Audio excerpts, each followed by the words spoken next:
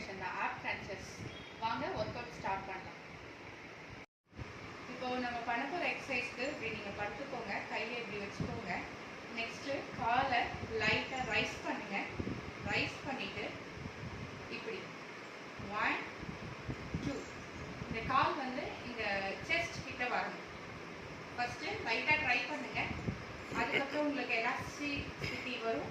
அதுக்கப்புறம் நீங்கள் ஃபாஸ்ட்டாகவே பண்ணலாம். 1 2 1 2 1 2 இந்த மாதிரி 15 repetitions 4 sets பண்ணணும். அதாவது ஒரு செட்டுக்கு 15 repetitions நீங்கள் பண்ணணும்.